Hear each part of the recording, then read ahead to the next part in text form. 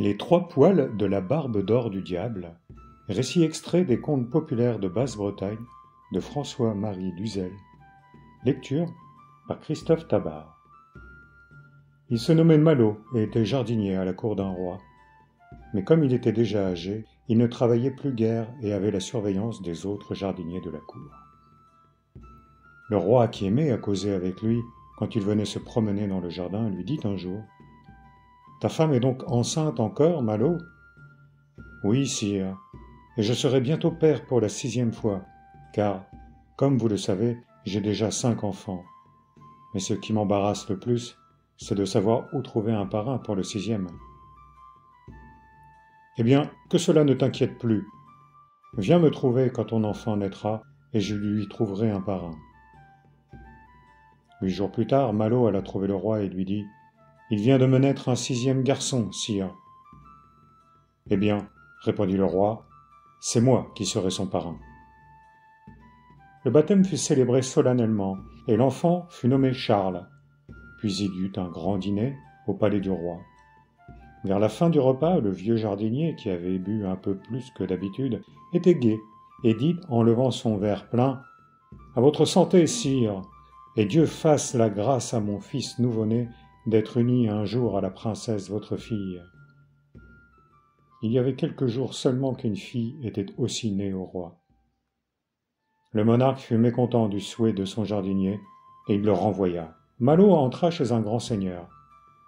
Cependant le roi ne tarda pas à regretter son vieux jardinier, et il lui demanda de revenir à la cour, comme précédemment. Malo, qui regrettait également les beaux jardins où il avait passé toute sa vie, et les bonnes conversations avec son roi, revint volontiers. Le roi voulut se charger de l'éducation de Charles, et Malo y consentit facilement. Le vieux monarque n'avait pas oublié les paroles imprudentes du jardinier au dîner du baptême, et il voulait prendre ses précautions de bonne heure pour empêcher la réalisation du souhait qu'il avait exprimé. Charles fut bientôt exposé sur la grande mer, dans un berceau de verre et abandonné à la grâce de Dieu. Le roi attendait son marchand de vin de Bordeaux, qui devait venir lui apporter du vin. Le marchand de Bordeaux rencontra en mer le berceau où avait été exposé Charles. Il recueillit l'enfant, admira sa beauté et résolut de l'amener à sa femme et de l'adopter. Dans sa joie et son empressement à le montrer à sa femme, il fit virer de bord son bâtiment et retourna immédiatement à Bordeaux. Sa femme fut heureuse du cadeau que lui faisait son mari, car il n'avait pas d'enfant, quoique marié depuis longtemps. Charles fut dès lors élevé et instruit comme s'il eût été le propre fils du marchand. On le baptisa de nouveau, dans la crainte qu'il ne l'eût pas été déjà, et le hasard voulut qu'on lui donnât encore le nom de Charles. On lui donna des maîtres de toutes sortes, et il appelait le marchand et sa femme son père et sa mère, car on le laissa dans une ignorance complète de ses premières années. Cependant le roi, plusieurs années plus tard, fit un voyage à Bordeaux.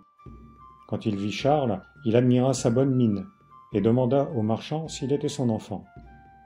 Le marchand lui raconta comment, l'ayant trouvé en pleine mer dans un berceau de verre, il l'avait recueilli et adopté comme son propre enfant.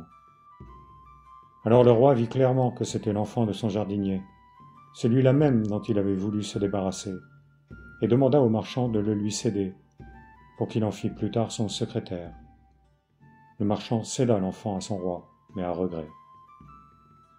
Le roi, qui ne devait pas retourner immédiatement à Paris, envoya Charles devant et lui donna une lettre pour la reine, dans laquelle il ordonnait à celle-ci de faire mettre à mort le porteur, dès qu'il arriverait. Il ajoutait qu'il reviendrait aussi, sans retard, et qu'il fallait que son ordre fût mis à exécution avant son arrivée. Charles part avec la lettre, ne se doutant pas qu'elle contenait son arrêt de mort. Il loge dans un village, au bord de la route, et y mange avec 3 inconnus, des maltautiers. Après souper, on joue aux cartes. Charles perd tout son argent et même sa montre. On se couche. Les 3 maltautiers étaient dans la même chambre et Charles était dans un cabinet à côté.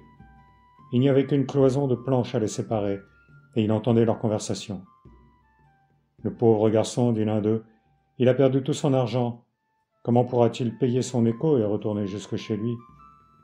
J'ai pitié de lui. Si nous lui rendions son argent. » Oui, répondirent les deux autres, rendons-lui son argent. Et un des trois alla dans sa chambre pour lui remettre son argent.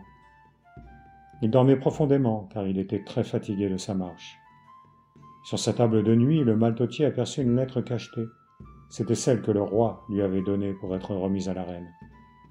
Poussé par la curiosité, il rompit le cachet, lut la lettre et fut bien étonné de ce qu'elle contenait. Le pauvre garçon, pensa-t-il, il porte lui-même l'ordre de le faire mettre à mort et il ne le sait pas. Il montra la lettre à ses deux camarades et ils lui substituèrent une autre lettre qui recommandait à la reine de bien accueillir et bien traiter le porteur. Le lendemain matin, quand Charles se leva, les maltôtiers étaient déjà partis. Il retrouva dans ses poches son argent et sa montre, et sa lettre était aussi sur sa table de nuit où il l'avait posée. Il paya son hôte et se remit en route sans que rien lui eût fait soupçonner une substitution de lettre. Il marche, et finit par arriver à Paris. Il va tout droit au palais royal et remet sa lettre à la reine. Celle-ci l'accueille on ne peut mieux, le fait manger à sa table et l'emmène avec elle et la princesse, sa fille, dans ses visites et ses promenades. Le roi revint au bout d'un mois, et son étonnement fut grand, et grande aussi sa colère de retrouver Charles dans la société de sa femme et de sa fille. « Comment ?» dit-il à la reine. « Vous n'avez donc pas fait ce que je vous recommandais dans ma lettre ?»« Vraiment, si, répondit-elle.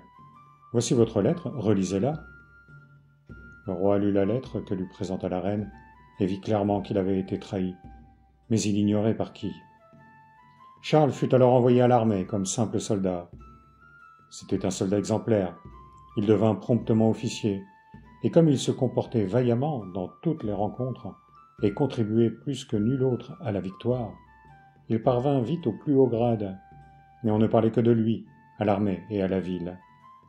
La princesse s'éprit d'amour pour lui et demanda à son père de lui laisser épouser. « Jamais !» répondit le roi. Il survint une grande guerre, et le roi de France était sur le point de perdre une bataille décisive quand arriva Charles avec ses soldats. Aussitôt les choses changèrent de tournure, et les Français remportèrent une grande victoire au lieu de la défaite désastreuse dont ils étaient menacés. La princesse demanda de nouveau à son père de lui permettre d'épouser le jeune héros. « Je veux bien, répondit-il cette fois, mais à la condition qu'il m'apportera 3 poils de la barbe d'or du diable. »« Et où irai-je chercher le diable ?» demanda Charles. « En enfer, parbleu !» lui répondit la princesse. « C'est facile à dire, mais par où aller en enfer ?» Il se mit tout de même en route, à la grâce de Dieu. Après avoir marché longtemps et traversé bien des pays, il arriva au pied d'une haute montagne où vit une vieille femme qui venait de puiser de l'eau à la fontaine dans une barrique défoncée qu'elle portait sur la tête. « Où allez-vous ainsi, l'homme ?» lui demanda la vieille. « Ici, il ne vient pas de gens en vie. Je suis la mère du diable. »« Eh bien, c'est alors votre fils que je cherche. Conduisez-moi jusqu'à lui, je vous prie. »« Mais mon pauvre enfant, il te tuera ou t'avalera vivant quand il te verra. »« Peut-être. Faites que je lui parle et nous verrons après. »« Tu n'es pas peureux à ce qu'il paraît, mais dis-moi ce que tu as à faire avec mon fils. »« Le roi de France m'a promis de me donner la main de sa fille si je lui apporte 3 poils de la barbe d'or du diable. Et je pense, grand-mère, que vous ne voudrez pas me faire manquer un si beau mariage pour 3 poils de barbe.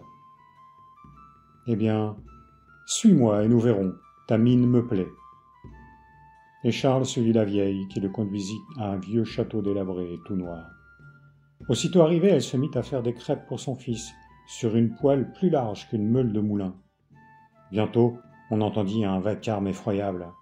« Voilà mon fils qui arrive, » dit la vieille, « cache-toi vite sous mon lit. » Charles se cacha sous le lit, et le fils de la vieille entra aussitôt en criant « J'ai grand faim, mère, grand faim !»« Eh bien, mange, mon fils, voilà de bonnes crêpes. » Et il se mit à manger des crêpes qui disparaissaient comme dans un gouffre.